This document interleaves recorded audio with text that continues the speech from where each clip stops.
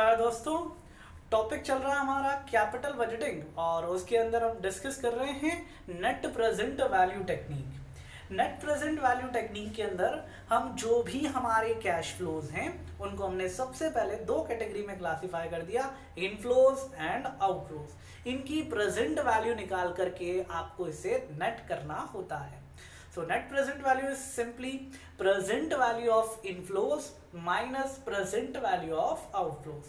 जल्दी से बताओ, इनफ्लोज के अंदर हम कौन कौन सी वैल्यूज को शामिल कर रहे थे बेटा?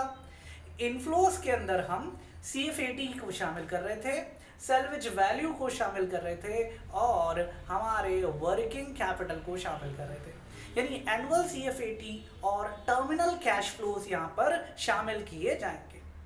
आउटफ्लोज की अगर मैं बात करूं तो उसमें भी हमारी दो चीजें आ रही थी, इन्वेस्टमेंट यानी कि कॉस्ट ऑफ असेट और वर्किंग कैपिटल को हम यहां पर शामिल करेंगे। क्लियर? आइए इस टेक्निक के बेसिस पर कुछ क्वेश्चंस हम यहां पर करेंगे। एग्जाम्पल नंबर 7 अभी अपन यहां पर डिस्कस कर रहे हैं।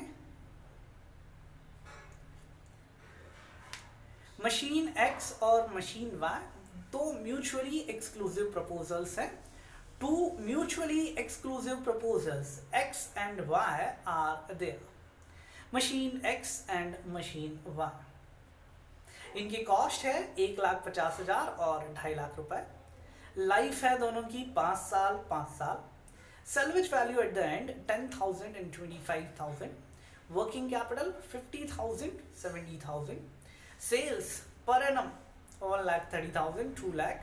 Cash expenses 30,000 and 50,000 again per annum. Cost of capital 12% है, टैक्स रेट 35% है। कैलकुलेट करना है आपको NPV using SLM of depreciation, यानी कि डेप्रीशिएशन आप स्ट्रेट लाइन मेथड पे चार्ज करें और उसके बेसिस पर NPV डिटरमाइन करके बता रहे। क्लियर? यहां हम वर्किंग करते हैं और मशीन X की हम यहां पर साथ में वर्किंग करेंगे। मशीन Y बेटा आपके लिए होमवर्क रहेगा। आइए मशीन X की हम सबसे पहले यहां वर्किंग करते हैं। सबसे पहले हम कैश फ्लोज आइडेंटिफाई कर लेते हैं और कैश फ्लोज आइडेंटिफाई हो जाने के बाद हम यहां पर सिंपली NPV डिटरमाइन करेंगे। आइए, जब मैं कैश फ्लो की बात कर रहा हूं तो मैं सारे कैश फ्लोज को यहां कंसिडर कर रहा हूं। इन्वेस्टमेंट कैश फ्लो यानी कि initial cash flow, annual cash flow यानी कि CFAT हमें कितना मिल रहा है, और टर्मिनल कैश फ्लो यानी कि सैल्वेज और वर्किंग कैपिटल की हमारी वैल्यूज कितनी है। क्लियर? आइए, जब इनिशियल कैश फ्लो, सबसे पहले स्टेप नंबर 1 लिखिए आप, calculation of initial cash flow. Step number 1 में हम इनिशियल कैश फ्लो की वर्किंग करेंगे। Heading calculation of initial cash flow. दो चीजें आएगी हमारे यहां पर, एक तो कॉस्ट ऑफ असेट और दूसरी वर्किंग कैपिटल। लिखिए जल्दी से, cost of asset and working capital. Cost of asset के अंदर लिखिए 1,50,000 और वर्किंग कैपिटल के अंदर 50,000। टोटल वैल्यू आ जाएगी दोनों की 2 लाख रुपए की। Cost of asset and working capital दोनों का टोटल आ गया 2 लाख। यानी कि आज आप प्रोजेक्ट के अंदर पैसा लगा रहे हैं, इट मींस आप 2 लाख रुपए का इन्वेस्टमेंट कर रहे हैं। ये 2 लाख रुपए का इन्वेस्टमेंट करने पर आपको एनुअली कितना कैश फ्लो रियलाइज होगा, आइए उसकी वर्किंग करते हैं। Step number 2, calculation of annual CFAT। Annual CFAT की कैलकुलेशन लिखिए, पर्टिकुलर्स और अमाउंट। जैसे आप CFAT कैलकुलेट करते हुए आ रहे थे वैसे ही वर्किंग है, कुछ भी नया नहीं है। सबसे पहले अपन सेल्स लें 1,30,000 रुपए की, माइनस कर दें इसमें से कैश एक्सपेंसेस। कैश एक्सपेंस ये आपको 30,000, 130 माइनस 30,000, नेट करने पर आ गया आपका PBDT, profit before depreciation and tax. Minus किया तो PBDT आया आपका बेटा 1 लाख। नेक्स्ट अब घटाना है आपको डेप्रीशिएशन। आप बताएंगे डेप्रीशिएशन कैसे निकलेगा। लास्ट लाइन क्या कह रही है क्वेश्चन की, using straight line method of depreciation. Straight line method से डेप्रीशिएशन निकालना है। बोलो जी कैसे निकलता है स्ट्रेट लाइन मेथड के अंदर डेप्रीशिएशन। कॉस्ट माइनस सेल्वेज करें और उसे डिवाइड कर दे लाइफ से। तो कॉस्ट है हमारी 1,40,000, सेल्वेज है 10,000 रुपए की और लाइफ है 5 साल की। 150 माइनस 10,000 डिवाइडेड बाई 5, तो डेप्रीशिएशन आ गया मेरा 28,000 रुपीज का। Sales minus cash expense, PBDT, depreciation घटाया पीबीटी। बोलो जी पीबीडीटी कितना आया, 1 लाख माइनस 28,000, 72,000 का मेरा पीबीडीटी है। नेक्स्ट, अब इसमें से हम माइनस करेंगे टैक्स को। पीबीटी आया 72,000, टैक्स लगाइए कितना है भैया टैक्स 35%। 35% से आपको यहां पर टैक्स चार्ज करना है। 35% इज आवर टैक्स। 25,200 माइनस कर दीजिए 46,800 इज सीएफएटी, सॉरी पीएटी। इसमें डेप्रीशिएशन जोड़ेंगे 28,000 का, तो हमारे पास सीएफएटी आ जाएगा। निकालो कितना आ रहा है सीएफएटी 74,800। जल्दी से क्विक रिव्यू मारिए आपने कैसे सीएफएटी की वर्किंग करी। सेल्स कैश एक्सपेंस घटाए, PBDT depreciation straight line method से निकाला। कैसे निकालते हैं, cost minus salvage upon life. Depreciation आ गया, पीबीटी घटाया, पीबीटी आया, टैक्स घटाया पीएटी, डेप्रीशिएशन को वापस जोड़ देंगे, हमारे पास निकल करके आ जाएगा सीएफएटी। क्लियर। सबसे पहली स्टेप में इनिशियल कैश फ्लो निकाले, स्टेप नंबर 2 में एनुअल कैश फ्लो अपन ने यहां पर डिटरमाइन करे। स्टेप 3 है हमारी terminal cash flow. Terminal at end क्या कैश फ्लो मिलेंगे। जब हमारा प्रोजेक्ट टर्मिनेट हो रहा है तो हमें हमारे इन्वेस्टमेंट की क्लोजिंग वैल्यू रिकवर हो जाएगी। तो कॉस्ट ऑफ एसेट की क्लोजिंग वैल्यू यानी फिक्स्ड एसेट की क्लोजिंग वैल्यू कहलाती है सैल्वेज वैल्यू, और वर्किंग कैपिटल की क्लोजिंग वैल्यू क्या कहलाएगी हमारी वर्किंग कैपिटल। तो यहां टर्मिनल कैश फ्लो में 2 चीजें आ जाएगी बेटा, पहला सैल्वेज वैल्यू और दूसरा वर्किंग कैपिटल। सैल्वेज है हमारी 10,000 और वर्किंग कैपिटल है हमारी 50,000। ठीक है बेटा, तो टर्मिनल कैश फ्लो आ गया 60,000। आइए वर्किंग करना स्टार्ट करते हैं एनपीवी की। Step number 4 calculation of NPV. Net present value को कैसे डिटरमाइन करेंगे। ठीक है, बनाइए जी टेबल। सबसे पहला कॉलम ईयर, हेडिंग है कैलकुलेशन ऑफ एनपीवी, और उसके अंदर years, then after particulars, then amount, year particular amount, next is PVF present value factor, and next one is present value. सबसे पहले हम इनफ्लोज को ले रहे हैं, ईयर 1 2 3 4 5 अगेन 5। शुरू के 5 साल सीएफएटी के लिए, 5 साल के सीएफएटी। फिर एक और है इनफ्लो टर्मिनल कैश फ्लो, तो again 5th terminal cash flow. इनके अमाउंट लिखें। सिर्फ मशीन एक्स का कर रहे हैं बेटा, मशीन वाई आप घर पे करना। मशीन एक्स सीएफएटी अभी आपने कैलकुलेट करा था बेटा 74,800 का, 74,800 सीएफएटी है हमारा। इनको पीवी फैक्टर से मल्टीप्लाई करेंगे इनके।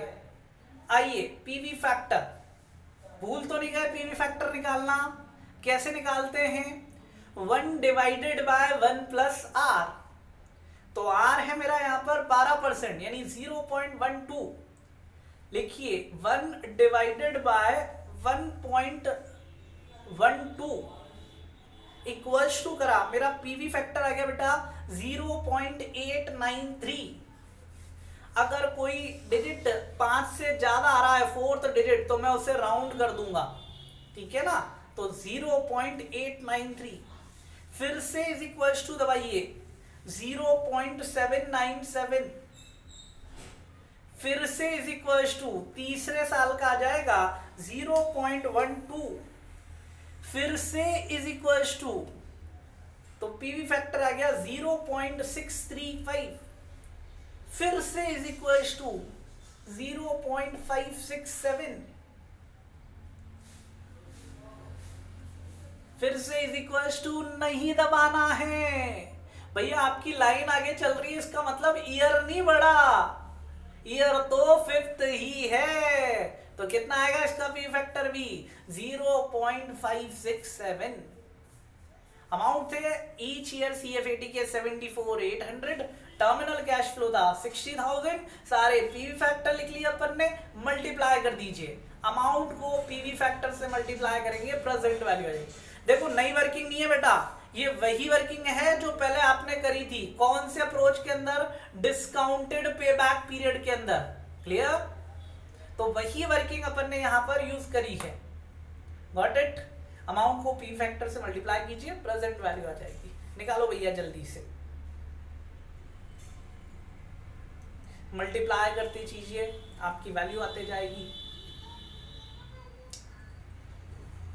अमाउंट को उसके रिस्पेक्टिव पीवी फैक्टर से, पीवी फैक्टर निकालने का सिंपल तरीका है 1 divided by 1.12 is equals to is equals to is equals to is equals to is equals to is equals to, जितने ईयर से उतने इज इक्वल्स टू हमें दबाने पड़ेंगे, ठीक है। तो इस तरीके से आप पीवी फैक्टर निकाल रहे हैं। बताइए जी टोटल कितना आया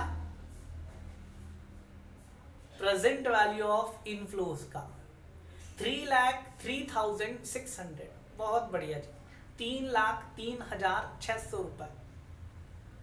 माइनस कर दे इसमें से आउटफ्लो। अब देखिए आउटफ्लो के ईयर्स नहीं दे रखे, कभी कभी आउटफ्लो के ईयर भी दे रखे होंगे कि भैया इतना आउटफ्लो इस ईयर में हुआ है, इतना आउटफ्लो इस ईयर हुआ है। एक एग्जांपल ऐसा भी करेंगे अपन।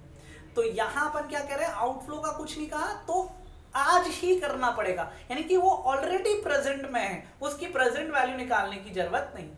अगर कभी फ्यूचर ईयर में भी आउटफ्लो हो रहा होगा तो हम उसकी भी प्रेजेंट वैल्यू सेम तरीके से निकालेंगे, उसको उसके पीवी फैक्टर से मल्टीप्लाई करके। यहां 0 ईयर में यानी कि इनिशियल ईयर में ही हो रहा है, उसकी सीधे अपन प्रेजेंट वैल्यू ले लेंगे, ठीक है बेटा। 2 लाख ऑलरेडी प्रेजेंट में है तो माइनस कर दीजिए 2 लाख का, मेरी एनपीवी आ गई 1,03,600, ठीक है बेटा। कोई डाउट इसके अंदर? अब देखिए यहां मैं आपको एक शॉर्टकट सिखा रहा हूं, शॉर्टकट, थोड़ा सा कैलकुलेटर चलाना, मुझे डायरेक्ट इस तरीके से बताना आप लोगों को थोड़ा सा समझने में अनकंफर्टेबल लग सकता है, लेकिन फिर भी मैं कोशिश कर रहा हूं। और एक मैं सेपरेट वीडियो बनाऊंगा जिसमें हम सिर्फ कैलकुलेटर चलाना ही सीखेंगे, कैपिटल बजटिंग के रेस्पेक्ट में किस तरीके से हम कैलकुलेटर पर हमारी वर्किंग जो है वो फास्ट कर सकते हैं, क्लियर। आइए अभी यहां पर मैं बात कर रहा हूं, यहां हमारे जो CFAT थे वो हर साल इक्वल था 74,800 का। तो मैं 5 साल की टेबल क्यों बनाऊं, 1 2 3 4 5, हर साल इक्वल है, इकट्ठा कर लेता हूं 1 2 5। अब देखिए अमाउंट नहीं जोड़ सकते क्योंकि अमाउंट की वॉर्थ अलग अलग है, तो इनकी जितनी वॉर्थ अलग अलग थी उन पीवी फैक्टर का आप टोटल कर लीजिए। यानी पहले साल अगर आपको 1 रुपया मिल रहा है तो उसकी वैल्यू है 0.893, जबकि दूसरे साल 1 रुपया मिल रहा है तो उसकी वैल्यू है 0.797, ये हमारे पीवी फैक्टर 0.893 0.797। तो एक एक रुपये को नहीं जोड़ सकते, 2 रुपए उनकी वॉर्थ नहीं है, लेकिन उनकी जितनी वॉर्थ थी 0.893 एंड 0.797 उनको हम जोड़ सकते हैं। तो हम यहां क्यूमुलेटिव यानी summation of PV factor determine करेंगे, यानी कि पीवी फैक्टर का टोटल कर लें। तो एक तरीका तो ये है कि आप अपने जो भी फैक्टर्स आए थे 0.893 प्लस 0.797 प्लस 0.712, तो यार ये तो मेरी मेहनत और बढ़ गई, मतलब पीवी फैक्टर निकाल के जोड़ने बैठूं, इससे अच्छा तो मैं कैलकुलेटर पर सीधे जोड़ूं। तो आइए हम कैलकुलेटर पर समीशन पीवी फैक्टर निकालना सीख रहे हैं। क्लियर? ये कब एप्लीकेबल है पहले ये समझिए, वरना कैलकुलेट करना तो सीख जाएंगे, कब अप्लाई करना है ये नहीं पता चलेगा। तो अप्लाई कब करना है उसके लिए कंडीशन है जब इक्वल CF80 हो, जब हर साल इक्वल अमाउंट मिल रहा हो, तो उनकी अलग अलग प्रेजेंट वैल्यू निकालने की बजाय मैं cumulative summation of PV factor लेकर के डायरेक्ट वैल्यू डिटरमाइन करूंगा। उठाओ जी कैलकुलेटर और लिखिए स्क्रीन पर 1 डिवाइडेड बाय 1.12, जैसे हम हमेशा करते हुए आ रहे थे, इक्वल्स टू, तो ये पहले साल का आ गया, 5 सालों का है तो 5 बार इक्वल्स टू, यानी कि एक तो हो गया, दूसरा इक्वल्स टू, तीसरा इक्वल्स टू, चौथा इक्वल्स टू, पांचवा इक्वल्स टू। ठीक है, अब इसका आप जीटी कर दीजिए। आपकी कैलकुलेटर में देखिए साइड में जीटी बटन होगा, ग्रैंड टोटल, यानी जो भी स्टेप्स अभी तक कैलकुलेटर में आई है उन सबको जोड़ देंगे ये। तो कैलकुलेटर पर आपने जैसे ही जीटी दबाया तो आपकी स्क्रीन पर लिखा हुआ आ गया 3.604, आगे आगे वैल्यूज, तो मैंने 3 डिजिट तक यहाँ यूज कर ली, 3.604। क्लियर बेटा? तो 74,800 को मैंने 3.604 से मल्टीप्लाई कर दिया, ये मेरे CF80 की जो 5 लाइन थी वो एक लाइन के अंदर काम हो गया। और हमें तो गोले भरने भैया, MCQ बेस्ड पेपर है, तो हमें ये शॉर्ट ट्रिक्स ध्यान रखनी ही पड़ेगी। क्लियर? और शॉर्ट ट्रिक्स है, लेकिन वो मैं आपको मतलब वीडियो के साथ में ही बताऊंगा पूरे उसके। तो 74,800 की हमारे यहाँ पर वैल्यूज है, उसे 3.604 से मल्टीप्लाई करा तो मेरे पास वैल्यू आ गई 269,580। इसमें सैल्वेज की वैल्यू और जोड़ दी, यानी ये 5 लाइन की समरी है, बस एक लाइन के अंदर मेरा काम हो गया। समराइज करता हूं, जब ईच ईयर इक्वल अमाउंट हो तो हर साल की अलग अलग वर्किंग करने की बजाय 1 to 5 कॉमन लिखिए, अमाउंट कॉमन 74,800, पीवी फैक्टर का टोटल कैसे करेंगे, 1 डिवाइडेड बाय 1 प्लस आर, जितने ईयर से उतने टाइम्स इक्वल्स टू, 5 साल है तो 5 इक्वल्स टू, फिर जीटी। क्लियर? चलिए, तो इस तरीके से हमने यहां पर ये क्वेश्चन देखा। एक क्वेश्चन और करते हैं, इसका मशीन वाई आपके लिए होमवर्क है। अगला क्वेश्चन और देख लेते हैं अपन जल्दी से। Example number 8, machine A cost ₹1 lakh, payable immediately. Machine B cost ₹1.2 lakh, half payable immediately and half payable in 1 year's time. The expected cash receipts are year end 1, 2, 3, 4, 5, 5 साल के कैश फ्लो दे रखे हैं। बी के फर्स्ट ईयर में कोई cash flow नहीं है, second third fourth year में कैश फ्लो है, फिर फिफ्थ ईयर में कोई कैश फ्लो नहीं है, with 7% interest rate. Interest rate बोले तो डिस्काउंटिंग वाली रेट है, इससे हम प्रेजेंट वैल्यू कैलकुलेट करेंगे। विच मशीन शुड बी सेलेक्टेड, हमें कौन सी मशीन यहां पर परचेज करना चाहिए। तो अगेन आप करेंगे मशीन ए इस बार, और मैं करवा रहा हूं आपको मशीन बी, क्योंकि मशीन बी में एक छोटा सा पॉइंट नया है। और इस क्वेश्चन की सबसे खास बात यह है, कैश फ्लोज आपको निकाल करके दे रखे हैं, तो आपको सीधे सीधे एनपीवी यानी स्टेप 4 की वर्किंग करनी है। जब हम स्टेप 4 डिटरमाइन कर रहे हैं तो सीधे कैश फ्लोज गिवन है, उनकी हमें प्रेजेंट वैल्यू यहां पर कैलकुलेट करनी रहेगी। ठीक है बेटा, आइए करते हैं मशीन बी की working. Year, particulars, amount, PV factor and present value. Year में लिख दीजिए 1, 2, 3, 4, 5 नहीं भी लिखेंगे तो चलेगा।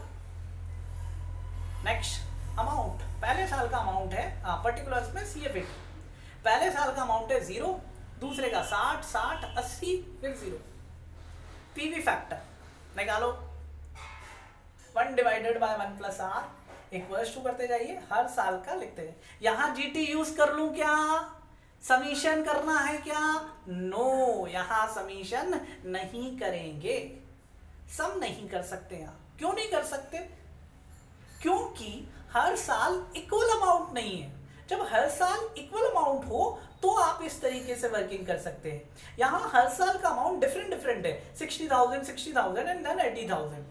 तो इसलिए मैं यहाँ पर किस तरीके से वर्किंग करूंगा, अलग अलग पीवी फैक्टर मुझे हर ईयर के डिटरमाइन करने पड़ेंगे। मेरी नजरों में इस तरीके के क्वेश्चन आपके लिए ज्यादा इंपॉर्टेंट है, जहां डायरेक्ट मतलब लेंदी वर्किंग, पिछले क्वेश्चन में तो बहुत लंबी चौड़ी वर्किंग हो गई थी, वैसे क्वेश्चन आपसे नहीं पूछे जाएंगे, और पूछे भी गए तो वो 4 पार्ट 5 पार्ट, यानी एक इंफॉर्मेशन दे दी और उसके फिर सब क्वेश्चन यहाँ पर 1 2 3 4 5 बना दिए। क्लियर? तो यहाँ पर अपने को वर्किंग करते हैं। लिखिए अमाउंट पीवी फैक्टर, गलती मत कर देना, 7% है तो 1.07, कुछ नालायकों ने 1.7 कर दिया होगा। 1.7 का मतलब हो गया 70%, 7% है मेरी रेट, 1.07। जब भी 1 डिजिट में आएगी रेट तब ये गलती होने के चांसेस ज्यादा होंगे, इसलिए रेट 1.07 से करें। 1 डिवाइडेड बाय 1.07, फैक्टर चेक करो। पहले साल का 0.934, सेकेंड ईयर का आ गया 0.873, थर्ड ईयर का 0.816, फोर्थ ईयर का 0.762, फिफ्थ ईयर का यहाँ जरूरत नहीं है, फिर भी निकाल लो। अमाउंट को पीवी फैक्टर से मल्टीप्लाई करो और बताइए पीवीआईएफ का total, present value of inflow का टोटल कितना है।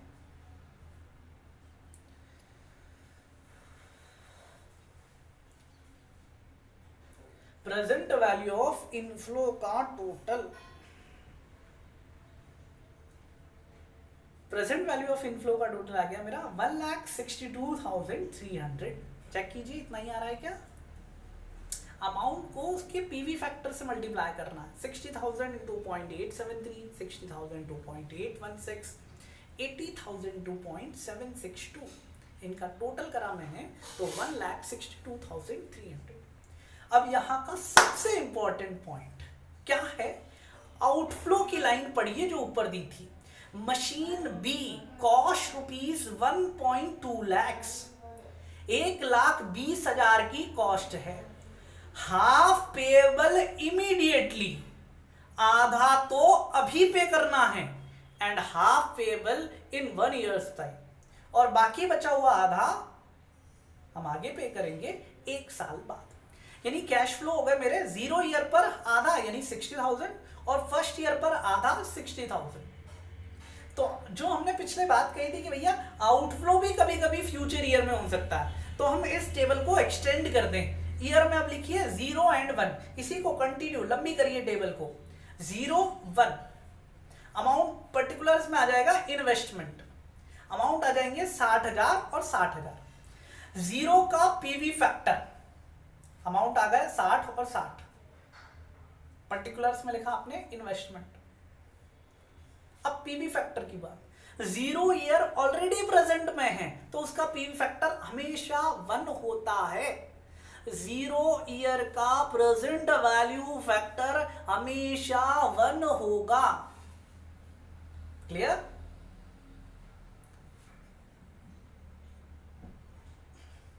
और फर्स्ट ईयर का फैक्टर अभी अपन ने निकाला ही था, नहीं तो फिर से निकाल लीजिए। 1 डिवाइडेड बाय 1.07, ये आ गया मेरा 0.934, मल्टीप्लाई कर दीजिए अमाउंट को 60,000 टू 1, अगेन 60,000 टू 0.934। आउटफ्लो का टोटल आ गया मेरा 116,040, 1,16,040। अब प्रेजेंट वैल्यू ऑफ इनफ्लो आया था 162,300, आउटफ्लो का टोटल आया 116,040, माइनस कर दीजिए आपके पास एनपीवी आ जाएगी 46,260। अब देखिए इस एनपीवी का इंटरप्रिटेशन भी आप सुन लीजिए और समझ लीजिए। ये जो मेरी एनपीवी आ रही है, जैसे पिछले क्वेश्चन की बात करूं 1,03,600, इस क्वेश्चन की अगर मैं बात करूं तो 46,260, यानी मैं सिंपल शब्दों में पिछले वाले क्वेश्चन की बात करूं 1,03,600 जो एनपीवी आ रही है ये क्या डिनोट कर रहा है।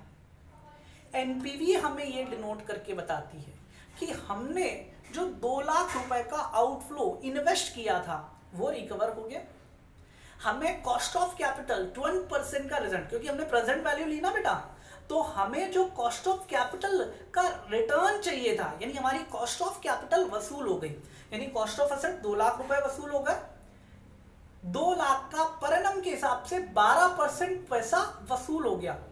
उसके बाद भी सरप्लस बच रहा है 1,03,600, यानी एनपीवी 3 पॉइंट्स लेती है। कॉस्ट ऑफ एसेट रिकवर हो गई, कॉस्ट ऑफ कैपिटल रिकवर हो गई, और सरप्लस या डेफिशिएंसी, पॉजिटिव आ रहा है सरप्लस है, पॉजिटिव आ रहा है यानी प्रोजेक्ट एक्सेप्ट करूंगा, नेगेटिव आ रहा है डेफिशिएंसी है, प्रोजेक्ट को रिजेक्ट करूंगा। इस क्वेश्चन में देखो कितनी आई हमारी एनपीवी 46260, यानी हमने जो पैसा लगाया 1,20,000 वो रिकवर हो गया, उसकी कॉस्ट ऑफ कैपिटल रिकवर हो गई 7%, और मुझे 46,260 की सरप्लस वैल्यू मिल रही, तो एक्स्ट्रा मिल रहा है, तो मैं प्रोजेक्ट को एक्सेप्ट करूंगा। अब चूंकि यहां दोनों में 2-2 प्रपोजल है, तो हम डिसीजन कैसे लेंगे? जिसकी एनपीवी ज्यादा आ रही होगी उस प्रपोजल को मैं यहां एक्सेप्ट करूंगा। क्लियर? आ रही है बात समझ में? तो यहां क्वेश्चन नंबर 7 और क्वेश्चन नंबर 8 दोनों आपको कंप्लीट करने, और एक क्वेश्चन और आपको यहां पर वर्किंग में करना है। आसान है और थोड़ा सा ट्रिकी भी है, थोड़ा भरा भरा क्वेश्चन है ये। एग्जाम्पल नंबर 9, इसे आप बेहद आराम से पढ़ें, ये आपके लिए होमवर्क रहेगा। और इसका सेकंड पॉइंट बहुत बढ़िया है, the minimum volume of sales required to justify the project. Sales कितनी हमें मिनिमम करनी पड़ेगी जिससे हमारा प्रोजेक्ट जस्टिफाई है। मैं इसे एक्सप्लेन अभी नहीं करूंगा, आपको दिमाग लगाना है, आपको वर्किंग करनी है। क्लियर? तो ये काम आप यहां पर करें, ठीक है? ये आपके लिए होमवर्क है। मिलते हैं अगली वीडियो के अंदर, उसमें हम कैलकुलेटर टेक्निक्स यहां पर डिस्कस करेंगे, ठीक है? थैंक यू वेरी मच बेटा।